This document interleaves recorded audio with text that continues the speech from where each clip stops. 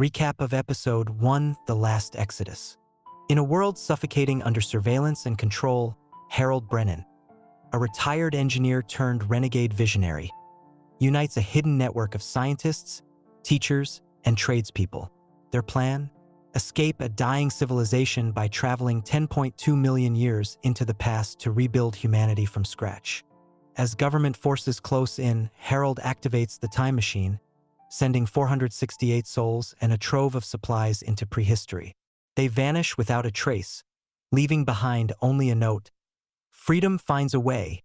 Now the old world reels from their disappearance, and the new world begins. And now, Episode 2, The Last Exodus, by Gord B. Chapter 5, First Contact. Walter woke before dawn, his mind clearer than it had been in years. The dreams had left him with a sense of purpose he'd thought was lost forever, and for the first time in months, he felt genuinely hungry. He made coffee, real coffee, not the synthetic substitute most people consumed, and sat by his window watching the city wake up. The morning routine was always the same. Surveillance drones conducting their dawn patrol, riot squads changing shifts, the endless stream of masked citizens hurrying to their government-assigned jobs. But today, Walter noticed something different. The drones seemed agitated, their flight patterns erratic. The riot squads were on higher alert, their commanders barking orders through encrypted radios. Something had them spooked. Walter was finishing his second cup of coffee when it began. Not with fanfare or dramatic announcements, but with the subtle shifting of reality itself. The light in his apartment changed first. The harsh fluorescent glow softened, becoming warmer, more natural.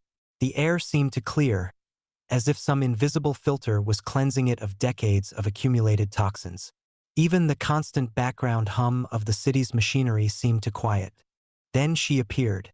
Not dramatically, not with special effects or blinding light. She simply stepped through the wall as if it were made of morning mist, her form solidifying as she entered his reality. She was tall, perhaps 7 feet, and her body seemed to be constructed from liquid starlight held together by will alone. Her face was recognizably human in structure, but perfected beyond anything nature had achieved. High cheekbones, large eyes that held the depth of galaxies, skin that pulsed with gentle bioluminescence. Walter set down his coffee cup with steady hands. Strange. He'd expected to be afraid, but instead he felt a profound sense of recognition, as if he were greeting an old friend after a long absence. "Hello, Walter," she said, her voice carrying harmonics that seemed to resonate in his bones. "I am Zara'thul. I believe you've been expecting me." "I have," Walter replied, surprised by his own calm, "though I wasn't sure I believed it until now."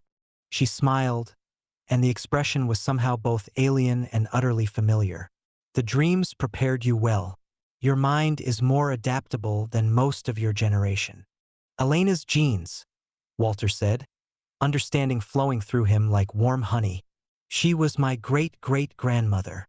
"Yes, Dr. Elena Kozlov, microbiologist, philosopher, and one of the bravest humans who ever lived. She helped design the temporal displacement chamber that brought our ancestors to safety." Zara'thul moved closer, her form casting no shadow despite the light that emanated from her being. "May I sit? This conversation will take some time, and I find your furniture quaint." Walter gestured to his worn armchair, watching in fascination as she settled into it, her luminescent form adapting to the shape while somehow making the shabby furniture look elegant by comparison. "You have questions," she said. "Ask them." Are you still human?" Walter asked, though he already suspected the answer. "We are what humanity becomes when it's allowed to grow without fear, without artificial limitations. 10 million years of evolution, guided by wisdom rather than survival instinct." She paused, studying his face. "Does that frighten you?" "It should," Walter admitted. "But it doesn't. It gives me hope." "Good. Hope is what we need most right now." Zara'thul's expression grew serious. "Your species stands at a crossroads, Walter. The same crossroads our ancestors faced. The choice between evolution and extinction. And you're here to help us choose evolution. We're here to offer it. But the choice must be made freely by each individual.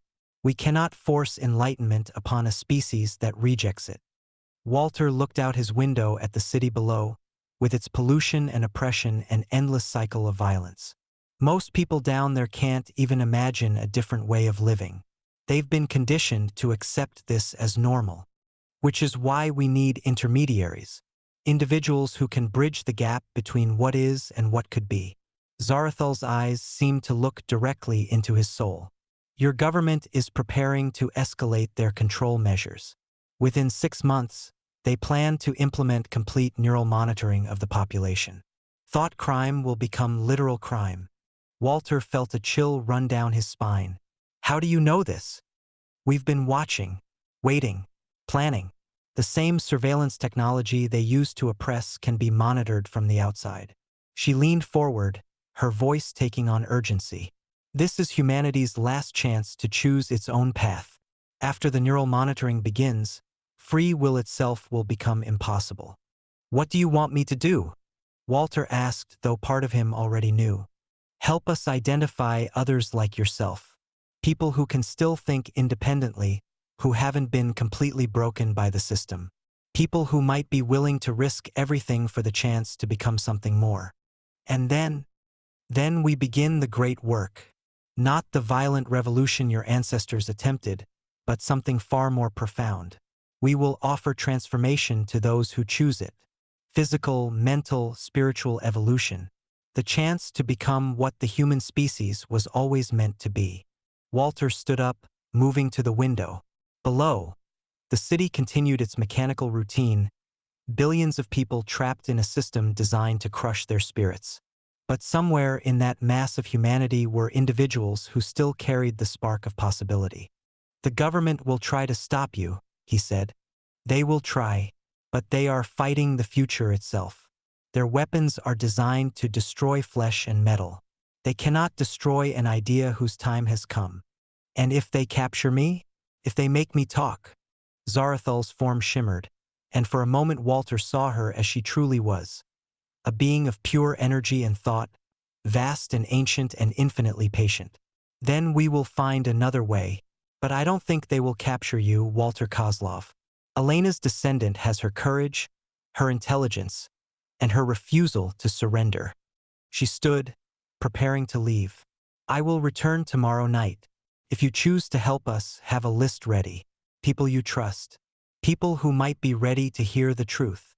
And if I choose not to help, then we will respect your decision and find another path. But Walter, she paused at the wall, half dissolved into light. Your species has perhaps 6 months before the window closes forever. This is not just about saving humanity, it's about saving the possibility of humanity. She vanished, leaving Walter alone with his thoughts and the lingering scent of ozone and starlight. Outside, the city continued its descent into darkness, unaware that in a small apartment on the 42nd floor, the future had just made its first move in the game that would determine the fate of human consciousness itself. Walter returned to his chair, picked up a pen, and began to write names. Chapter 6. The List. The first name came easily. Dr. Amanda Chen. Sarah Chen's younger sister had inherited more than just her sibling's brilliant mind. She'd inherited her courage. After Sarah's suspicious death, Amanda had gone underground. Literally. She now ran a makeshift medical clinic in the abandoned subway tunnels beneath New Detroit, treating the city's forgotten people without asking questions or checking government health IDs. Walter had met her only once, 6 months ago, when a mutual friend had needed emergency surgery that couldn't be reported to the authorities. Amanda had worked by candlelight in a converted maintenance room, her hands steady despite the constant threat of discovery. More importantly, she'd asked no questions about why the patient couldn't go to a government hospital. The second name was harder. Thomas Brennan. Harold Brennan's great-nephew had somehow survived the purges that followed the Brennan incident. He worked as a janitor in the Government Communications Center, invisible to the bureaucrats who barely noticed the old man emptying their trash. But Walter suspected Thomas was more than he seemed. He'd noticed the way the man's eyes tracked conversations, how he always seemed to know which dumpsters to avoid on certain days. The third name made Walter pause. Maya Restrepo. She was only 19, a street artist whose illegal murals had been appearing throughout the city despite the constant surveillance. Her work was subtle, never overtly political, just images of what the world had once been. Clean skies, green trees, children playing without masks. The government couldn't outlaw nostalgia, but they'd been trying to identify the artist for months.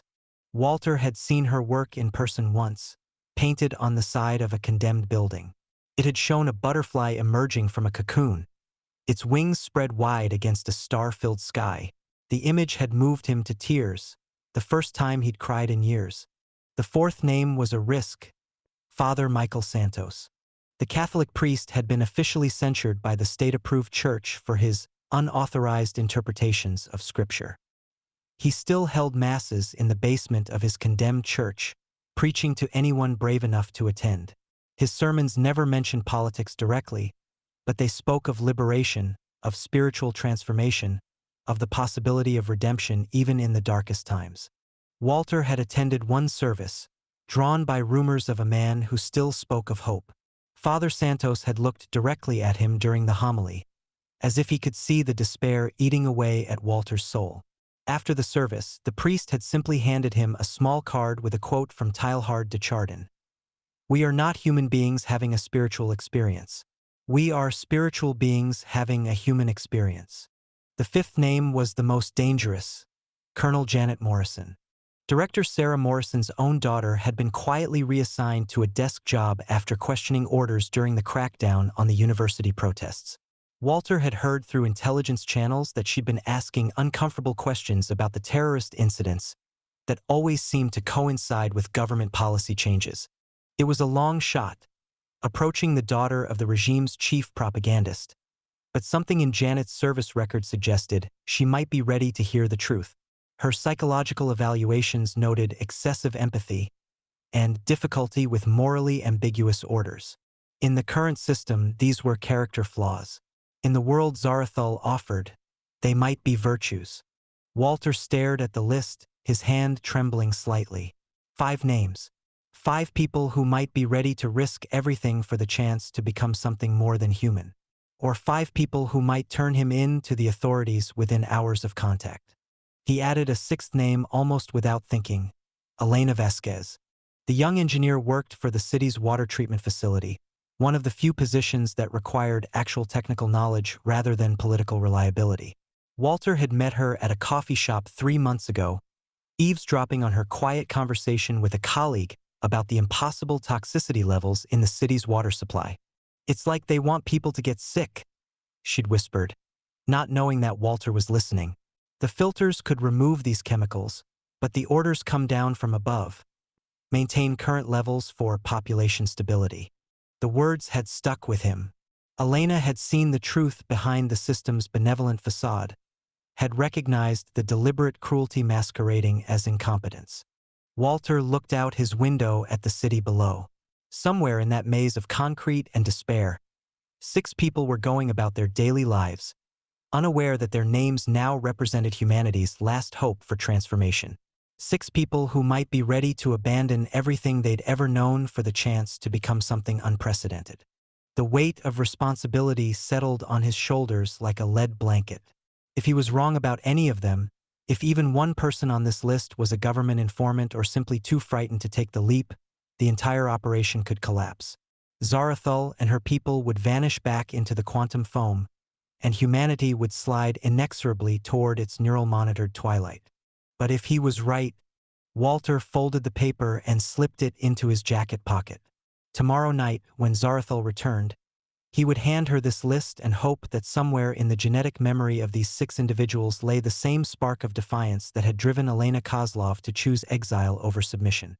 The future of human consciousness might well depend on an underground doctor, a janitor, a street artist, a priest, a disillusioned soldier, and an engineer who'd seen too much truth for her own good. Walter smiled grimly. Elena would have approved of the list. She'd always believed that revolution came not from the powerful, but from the overlooked, the people who saw clearly because they had nothing left to lose. Outside, the surveillance drones continued their endless patrol, monitoring a population that had forgotten how to dream of freedom. But in 6 scattered locations across the city, the seeds of transformation were about to be planted in minds that might just be ready to bloom. The great work was about to begin. The Last Exodus continuation. Chapter 7, The Underground. Dr. Amanda Chun pressed her stethoscope against the young man's chest, listening to the ragged wheeze that meant another case of chemical pneumonia. The third one this week. The government's latest atmospheric cleaning agents were doing exactly what they were designed to do, slowly poisoning the population while maintaining plausible deniability. "You need to get out of the city," she told her patient, though they both knew it was impossible. Travel permits were nearly impossible to obtain, and the rural zones were barely more habitable than the urban centers. The young man, barely 20, with the hollow eyes of someone who'd never known clean air, nodded weakly. "Thank you, document. I don't have much, but—" He pressed a small bundle of food scraps into her hands. "Keep it," Amanda said gently. "Use your strength to get better."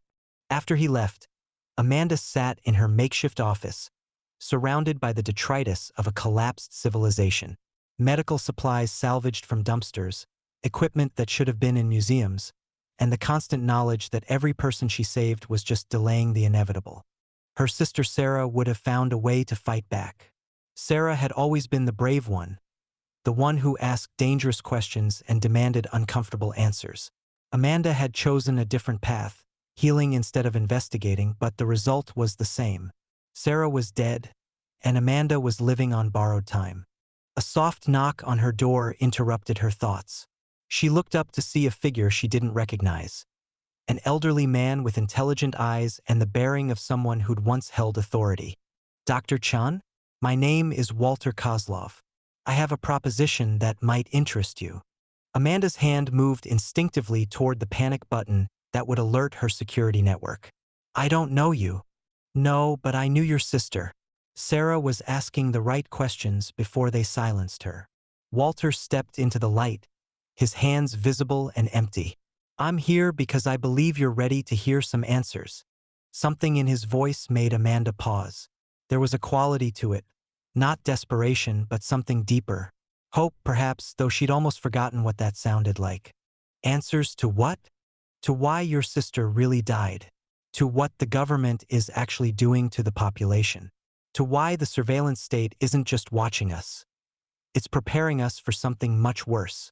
Amanda studied the old man's face. He didn't look like a government agent, but then again, the best ones never did. "Even if I believed you, what could 2 people possibly do against the entire system?" Walter smiled, and for a moment he looked decades younger. "Who said anything about just 2 people? Chapter 8. The Janitor's Secret. Thomas Brennan emptied another trash bin, his movements automatic after 30 years of invisible labor. The bureaucrats in the Government Communications Center treated him like furniture, present but unnoticed, necessary but unimportant.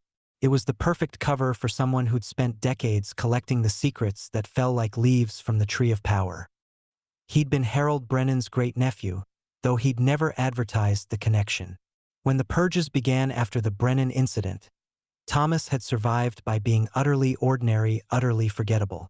The man who emptied the trash, who cleaned the floors, who existed in the spaces between important people's attention. But Thomas remembered. He remembered Uncle Harold's stories about the old days, when science was about discovery rather than control. He remembered the family gatherings before the surveillance state made such things impossible. Most importantly, he remembered the note Harold had left him, hidden in a safety deposit box that had somehow escaped government attention. The future remembers those who remember the past. When the time comes, you'll know what to do. Thomas had carried that note for a year, wondering if his uncle had simply lost his mind in those final weeks. But the dreams had started 3 months ago. Strange, vivid dreams of forests and stars and beings made of light. Dreams that felt more like memories than imagination. He was emptying Director Morrison's office when he found it. A classified memo that made his blood run cold. Operation Neural Net. Complete implementation timeline. The document outlined the government's plan to implant monitoring devices in every citizen's brain, disguised as a public health initiative to combat mental illness. The program would begin in 6 months. Thomas photographed the document with a camera hidden in his cleaning supplies, then continued his work as if nothing had happened. But inside, something had shifted. The time Uncle Harold had spoken of was coming, and Thomas was ready to remember his purpose. That evening, as he was leaving the building, a familiar figure approached him in the parking garage. Walter Kozlov. He'd seen the man's file in the intelligence archives, back when he'd been someone worth watching. "Thomas," Walter said quietly, "I think it's time we talked about your uncle." Thomas looked around the empty garage, then nodded. "I've been waiting for this conversation for a long time." Chapter 9. The Artist's Vision. Maya Restrepo moved through the abandoned factory district like a ghost, her supplies wrapped in sound-dampening fabric to avoid the acoustic sensors. The government had gotten better at detecting her work, but she'd gotten better at avoiding detection. It was an arms race between creativity and oppression, and so far, creativity was winning. Tonight's canvas was the side of a demolished school, fitting, since education had been the first casualty of the surveillance state. She'd planned something subtle. A child's drawing of the sun, simple and innocent, but rendered in colors that hadn't been seen in natural light for decades. As she began to paint, the dreams came back to her. They'd been growing stronger lately, more vivid. Dreams of beings made of starlight, of technologies that could heal the wounded earth, of a future where art wasn't rebellion but celebration. In the dreams, she wasn't just Maya Restrepo, 19-year-old fugitive. She was part of something larger, something that stretched across time and space. She was connected to every human who'd ever looked at a blank wall and seen possibility. Beautiful work. Maya spun around, her heart hammering. An elderly man stood in the shadows, his hands raised to show he meant no harm. "I'm not running," she said, though her body was already coiled to flee. "I wouldn't expect you to," Walter said, stepping into the light. "Artists never run from their truth. That's what makes them dangerous." "Are you government?" "I'm something rarer. Someone who still remembers what art is supposed to do." Walter approached slowly, studying her half-finished mural. "Your work reminds people what they've lost. It makes them remember what's possible." Maya relaxed slightly, though she kept her escape routes mapped. "And that's a crime now." "Not a crime. A revolution." Walter's eyes met hers. "The question is whether you're ready to paint on a larger canvas." Chapter 10. The Priest's Faith.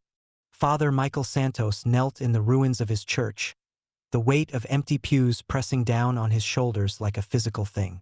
The official church had declared him a heretic, the government had condemned his building, and his congregation had dwindled to a handful of the desperate and the defiant. But faith, he'd learned, was not about buildings or official approval. Faith was about the spark of divinity that no government could regulate, no surveillance system could monitor, no propaganda could extinguish. His evening prayers were interrupted by footsteps, careful, respectful steps that spoke of someone who understood sacred space. He looked up to see Walter Kozlov standing in the doorway, his weathered face illuminated by the few candles that still burned at the altar. "Father Santos? I'm sorry to interrupt your prayers." "They're never interrupted, only shared," Michael said, rising to his feet. "I know you. You attended one of my services." "I did. You spoke about transformation, about the possibility of becoming something more than what we are." Michael nodded. "The message of Christ has always been about transformation, not just personal salvation, but the redemption of all creation. What if I told you that transformation was possible? Not just spiritually, but physically, that humanity could evolve beyond its current limitations." The priest studied Walter's face, seeing something there that made his pulse quicken. "I'd say that sounds like the promise of the resurrection, the transformation of the mortal into the immortal. And if it were being offered now, today, to anyone willing to embrace it." Michael was quiet for a long moment, his mind racing through theological implications. then I'd say it was either the greatest gift ever offered to humanity or the greatest test. Walter smiled. Perhaps it's both. Chapter 11. The Soldier's Doubt. Colonel Janet Morrison sat in her sterile office, staring at the latest reports from the detention centers. The numbers were staggering. Thousands of people disappearing every week, all labeled as security risks or mental health cases. The official story was that they were being treated and rehabilitated, but Janet had seen the transport schedules. The trucks that brought people to the centers never seemed to leave with passengers. Her mother would say she was being overly sensitive, that the needs of the many outweighed the rights of the few. Director Morrison had built her career on such pragmatic calculations. But Janet couldn't shake the feeling that they were building something monstrous, one disappeared person at a time. A soft knock interrupted her thoughts. "Come in." To her surprise, an elderly man entered, someone she didn't recognize, though his bearing suggested military background. "Colonel Morrison? I'm Walter Kozlov. I believe we have mutual concerns about the direction of current operations." Janet's hand moved toward her sidearm. "I don't know you, and I don't discuss classified operations with unauthorized personnel." "I'm not asking about classified operations. I'm asking about your conscience." Walter remained calm, his hands visible. "How many more transport schedules are you willing to sign before you ask where those people are really going?" The question hit her like a physical blow. "How do you know about the transports?" "Because I've been watching the same system destroy everything I once believed in." Walter's voice carried the weight of decades of disillusionment. "Your psychological evaluations mention excessive empathy as a character flaw. I'm here to suggest it might be the only thing that can save us." Janet stared at him, her mind racing. "What do you want?" "To offer you a choice. The same choice every human being will face in the coming months, evolve or perish. The question is whether you're ready to choose evolution."